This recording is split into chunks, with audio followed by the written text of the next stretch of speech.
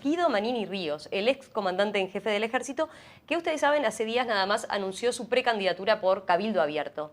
¿Quién es este militar? ¿Qué es lo que busca al meterse en política? ¿Por qué siempre jugó de alguna manera al filo del reglamento? ¿Cómo logró enfervorizar a parte de los militares? Bueno, esas son algunas de las preguntas que nos hicimos para el informe que preparamos hoy para ustedes. Manini Ríos fue un comandante del ejército que siempre tuvo un perfil más alto que el habitual en los comandantes. Y su historia personal también es distinta a la de la mayoría de los militares. De hecho, en su familia siempre se habló y se respiró política, ¿no? Tuvo a su abuelo, un hombre que vivió a principios del siglo XX, un político muy vinculado a la figura de José Valle y Ordóñez, ¿no? Por ejemplo, pero no fue el único. No, Carlos Manini Ríos, más cercano en el tiempo, Carlos Manini Ríos, su tío, fue una figura importante del riverismo, el ala conservadora del Partido Colorado, fue ministro de Pacheco Areco, fue embajador en la dictadura y fue ministro de Julio María Sanguinetti al retorno de la democracia.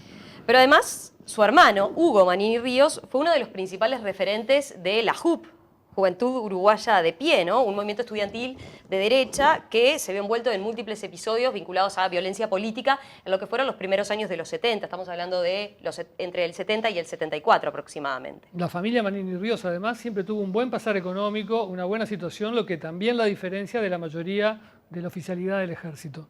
De hecho, Manini Ríos estudió en el colegio francés, por ejemplo. Siempre tuvo una pasión por la historia que lo llevó incluso a continuar sus estudios ya de adulto, de grande, y eso se ve en muchos de sus discursos, los que daba como comandante en jefe y los que da ahora incluso incursionando en la vida política. Manini Ríos, incluso hasta en la página de Wikipedia, se lo vincula con la Logia de Tenientes de Artigas. ¿Qué es la Logia de Tenientes de Artigas? Una logia conservadora, anticomunista, antimasónica, que tuvo mucha influencia en el golpe de Estado y que siempre tuvo nexos directos con la cúpula del MLN, con los Tupamaros.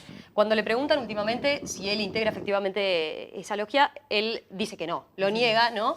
Y habla de la unidad del ejército hoy en día y del peso que han perdido las logias dentro del ejército. De todos modos, casualidad o causalidad, Manini Ríos llegó a general por decisión de José Mujica, quien era entonces presidente de la República, y de su ministro de Defensa, Eleuterio Fernández Huidobro, ¿no? El presidente de la República resuelve, primero, conferir con fecha 1 de febrero del 2012 el ascenso al grado de general por el sistema de selección a los señores coroneles don Guido Manini Ríos y don Carlos H. Loitey. Manini Ríos tuvo una excelente relación con Fernández Huidobro, tanto es así que así se refería en su entierro, en el entierro de Fernández Huidobro. Conocí a Eleuterio Fernández Huidobro hace 4 años y medio, el día en que ascendí a la jerarquía de general y él me entregó el diploma de ascenso. Desde ese día dependí directamente de él en todas las funciones que desempeñé y tuve, por lo tanto, innumerables oportunidades de conversar con él de distintos temas, del servicio, de historia, de distintos temas. Y pude realmente descubrir a una persona singular, a una persona que permanentemente leía expedientes, escritos, libros, que estaba permanentemente informado de todos los temas, a una persona que realmente tomó su función en serio, se preocupó permanentemente por lo que hacía y descuidó permanentemente su salud. En otra parte de ese discurso que Manini Ríos da en el entierro de Eleuterio Fernández Huidobro, bueno, ahí sí se exhibe lo que es una de sus referencias ideológicas permanentes. ¿Cuál? La lucha contra los centros de poder mundial, sea cual sea. Quiero destacar la coherencia de Eleuterio Fernández Huidobro, su capacidad de análisis singular de la realidad y de la actualidad lo llevaron a entender perfectamente que quienes atacaban a las Fuerzas Armadas, que detrás de quienes atacaban a las Fuerzas Armadas, a quienes buscaban debilitarlas, de quienes buscaban destruirlas, de quienes buscaban suplantarlas por una Guardia Nacional, que detrás de ellos estaban los centros de poder mundial a los que él combatió durante toda su vida. ¿Y cuáles son esos centros de poder mundial a los que alude Manini Ríos y con los cuales se sentía identificado con Fernández Huidobro? Este tuit que puso Manini Ríos nos da una pauta de que él ve en ese rol al multimillonario George Soros, entre otros, ¿no? Sí. Pero ahí lo identifica con Soros. Y nos recuerda también las duras críticas que solía hacer Eleuterio Fernández Huidobro a las ONGs, muchas de las cuales recibían y reciben fondos de Soros, ¿no? Pero una particularidad, a ver, es recién, y a partir de que fallece Eleuterio Fernández Huidobro, que la figura de Manini Ríos cobra otra preponderancia, ¿no? Es cuando Jorge Menéndez pasa a ser ministro de Defensa en particular, y bueno, ahí entonces la figura de Manini crece y se ve, por ejemplo, lo que son sus discursos e incluso la estrategia de comunicación que usó estando al frente del ejército. Sí, Manini ganó popularidad y logró posicionarse como un líder de la familia militar, aludiendo permanentemente a que hay intereses que quieren eliminar el ejército o achicarlo, y eso llegó al punto máximo cuando se discutió la reforma de la caja militar. El ministro de Trabajo y Seguridad Social, Ernesto Murro, aseguró que el proyecto de ley que modifica el servicio de retiro y pensiones de las Fuerzas Armadas plantea una reforma generosa, gradual y beneficiosa para los militares, en particular para el personal de tropa. ¿Usted concuerda con esta mirada? Bueno, yo no puedo entrar en polémica con el señor ministro, no le puedo atribuir de ninguna manera al ministro mala fe, ni puedo ni siquiera creer, y no lo creo, que mienta a sabiendas. Simplemente creo que no está bien informado. Si el señor ministro agarra una calculadora, toma los términos de la ley y la realidad de un soldado nuestro, se va a dar cuenta que lo que yo digo es así. El soldado va a tener que hacer más años para irse con la mitad. Y lo que es peor aún, hay una franja de soldados, los que ingresaron con más de 26 años de edad, lo cual es legal porque al ejército se entra entre 18 y 30, y hay muchos que entran con 26, 27, 28, los que ingresaron con más de 26 años de edad, que hoy tienen menos de 15, o sea que quedan agarrados en la nueva ley, o comprendidos en la nueva ley, ni siquiera van a tener derecho al retiro, porque los va a agarrar el retiro. Ese episodio, donde Manini cuestiona fuertemente al ministro Ernesto Murro, bueno, le costó en su momento una sanción poco común para un comandante jefe del ejército. 30 días de arresto a rigor estableció el Poder Ejecutivo, ¿no? Y por esos días, y esa sanción enfureció a muchos militares, tanto en actividad como retirados, que incluso llegaron a promover ir a buscarlo todos juntos al comandante en jefe cuando llegaba del exterior y se le notificaba de la sanción. Incluso hubo, recuerdo por esas fechas, Leo, mensajes de WhatsApp que circulaban dando a entender que, bueno, que los militares estaban considerando directamente acuartelarse, algo que, bueno, finalmente no pasó ni nunca se comprobó, ¿no? Pero Manini tensó la cuerda en otras oportunidades. Por ejemplo, grabó un mensaje de fin de año y Navidad con alusiones religiosas que molestó a algunos que entendieron que se cuestionaba la laicidad. Puso varios tweets, más de una vez, en referencia a soldados muertos por el MLN, y luego también viajó a Brasil y se sacó una foto con el presidente Bolsonaro, electo Bolsonaro, ¿no?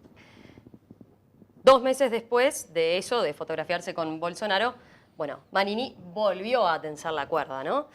Volvió a tensar la cuerda porque Tabaré Vázquez directamente decidió cesarlo como comandante en jefe a partir de los graves cuestionamientos que entendió que le hacía al Poder Judicial por los informes que le había adjuntado al informe, digamos, de las famosas actas vinculadas al Tribunal de Honor, ¿verdad? Donde se juzgó y se consideró la actuación de José Nino Gavazo, donde hace relatos aberrantes, lo sabemos, Leo, tú lo publicaste y fue la gran noticia de estos últimos días, ¿no? Donde ahí reconoce, bueno, que directamente Gavazo fue el que tiró y arrojó el cuerpo y lo ató con alambres, arrojándolo al Río Negro a Roberto Comensoro, el militante del MLN, ¿no?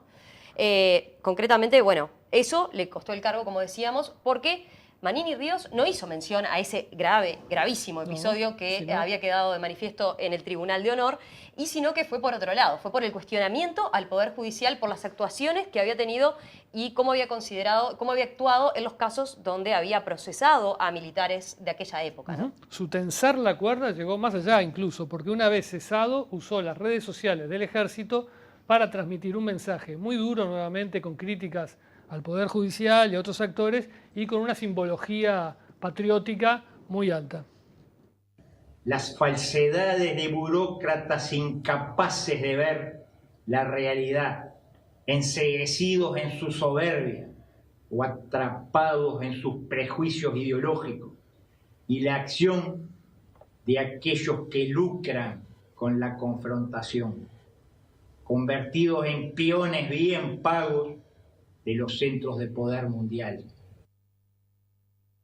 Sobre su incursión en la política y su vuelco a la política, bueno, se empezó a especular, digamos, desde fines de 2018, a medida que la figura del entonces comandante jefe adquiría mayor protagonismo, entre otras cosas, por algo de lo que veníamos ahí, por cómo usó la comunicación, incluso con sus subordinados, ¿no? Uh-huh.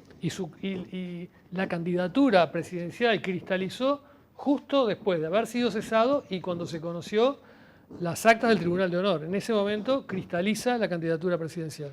Recordemos, el día concretamente, ese mismo día, que el partido Cabildo Abierto lo que hace es ofreció una conferencia de prensa y ahí anunció que le ofrecería a Manini Ríos, el mismo día, digo, que él había sido cesado, ¿no? Claro. Por el presidente Tabaré Vázquez. Bueno, ese mismo día, Cabildo Abierto ofrece una conferencia de prensa y dice que le va a ofrecer ser precandidato a Manini Ríos. Manini Ríos lo piensa un par de días, unas semanas en realidad, y termina efectivamente confirmando su candidatura por esta colectividad. De alguna manera el camino que lo llevó a ser una figura política se concretó y se da a partir de una tensión, digamos, político-militar, como quizás no se veía desde otra época, ¿no? Leo, desde la época de la ley de caducidad, por ejemplo, cuando se discutió, ¿no? Exactamente. Manini Ríos se presenta como artiguista y ese artiguismo que él siente lo visualiza como opuesto a esos grandes intereses transnacionales que quieren atacar al Uruguay. Ser artiguista hoy implica no renunciar a la defensa de nuestro suelo. Significa negarnos a ser meros ejecutores de una agenda, de un libreto elaborado en otras latitudes, generosamente financiado por los centros de poder mundial, que busca fragmentarnos, que busca tribalizarnos, que busca debilitar o destruir a nuestras instituciones, que busca dejarnos inermes, dejarnos indefensos ante cualquier agresión. Y ahora vamos a ver otro video en el cual Manini compara o equipara a esos capitalistas de oscuros centros de poder mundial con los enemigos de Artigas. Pero también creemos que los enemigos de su causa, los Arratea, los Alvear, los Pueyrredón, los hombres de casaca acostumbrados a decidir entre cuatro paredes los destinos de los pueblos, también existen. Y al igual que hace 2 siglos, mantienen la esperanza de encontrar un príncipe extranjero para coronar. Más allá de esas apelaciones históricas, Manini Ríos, ¿qué propone o en qué basa sus ideas? Bueno, ha insistido y ha abogado mucho por un concepto que es darle clases y darle formación a los famosos jóvenes, esos que se denominan nini, los que no estudian ni trabajan, eso como un mecanismo para combatir el delito y para combatir el malandraje, como él mismo lo ha dicho en las últimas apariciones públicas. Ha propuesto también una ley urgente para restablecer el principio de autoridad, así lo ha señalado, y ha reivindicado a la familia como el pilar de la sociedad. Otro perfil de su característica de líder lo da en el siguiente video que vamos a ver, su esposa Irene Moreira, que es edil electa en Artigas por el Partido Nacional y que ahora se pasa al partido de su esposo. El Uruguay necesita un cambio, necesita un hombre con energía, firmeza y con justicia, con mucha justicia basada en la Constitución. Herrera decía, la quilla de nuestro barco hiende más profundo en las aguas embravecidas. Y realmente, vaya si estamos en un país donde estamos con unas aguas embravecidas, este barco, este gran barco que es nuestro país, está navegando sin un timón, sin un capitán que lo dirija. Y entiendo que mi marido, entiendo que este candidato, Manini, es la persona que realmente puede agarrar el timón y dar un vuelco profundo para llevar a buen puerto nuestro barco.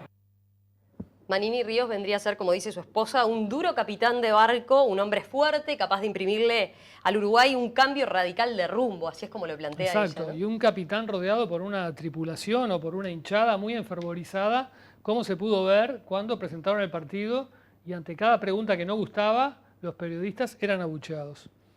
La pregunta es, ¿por qué usted, conociendo el resultado de las actas del Tribunal de Honor, no se las comentó al presidente de la República, Tabaré Vázquez? Esa es mi pregunta, gracias.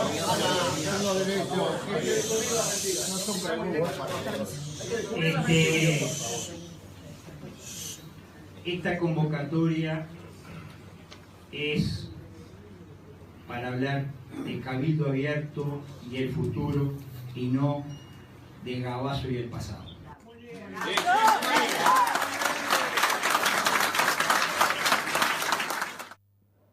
¿Qué chances puede tener Manini Ríos como precandidato? ¿Podría llegar al Parlamento, por ejemplo, él o alguien de su partido? Bueno, esa es una de las incógnitas que queda planteada. A propósito de su éxito político, él ha citado recientemente, por ejemplo, lo hizo en una entrevista con el semanario Búsqueda, una encuesta que dice haber encargado cuando era comandante en jefe, que le da un 38%, no explicita si es de simpatía o de intención de voto, pero él pone en énfasis en eso, ¿no? En un 38% de gente que lo vería bien como candidato. Por ahora lo que ha logrado es unas primeras muestras de apoyo muy fuerte de sectores militares y también unas primeras muestras de rechazo muy fuerte, por ejemplo, del historiador José Rila, que fue aludido por él en su discurso y que enseguida puso un tuit poniendo "no me nombre, que no me representa".